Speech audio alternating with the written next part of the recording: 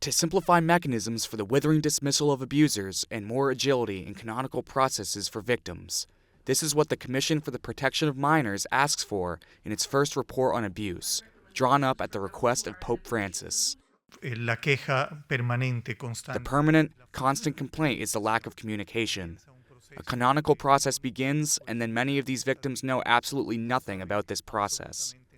This same situation, this same complaint, is not only said of the organisms of the Roman Curia, but also of the particular churches, the dioceses, of those in charge of their canonical processes. One of the solutions they propose is to create the figure of a procurator for the victims. That is, a kind of prosecutor in permanent contact with the doctrine of the faith, who is also asked for more transparency. It is very important to explore how you can provide more information to an individual about their abuse case, not only because of what they want to know, but because it traumatizes people to have to tell their story 100 million times and feel like it is going nowhere. Other key points: the need for continuous communication between the dicasteries involved in the processes, as well as clarifying the competencies of each Vatican department in this matter.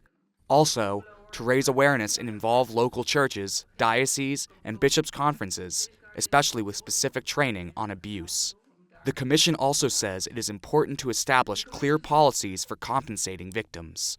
Reparation is not necessarily financial compensation. Reparation can be apologies, can be providing solutions in terms of removing the perpetrator from the environment of the victim and potential victims. It can have many forms, but I think the principle is absolutely clear. It's up to the victim to decide what kind of reparation he or she needs. On the other hand, some victims, over the years, have questioned whether celibacy is one of the causes that may encourage clergy to commit abuse. This has been the response of the president of the Commission in this regard. Most of the pedophilia takes place within the family. So I realized that this debate was raging in Germany, but in other parts of the world, I think that we are satisfied that celibacy is not the cause of pedophilia.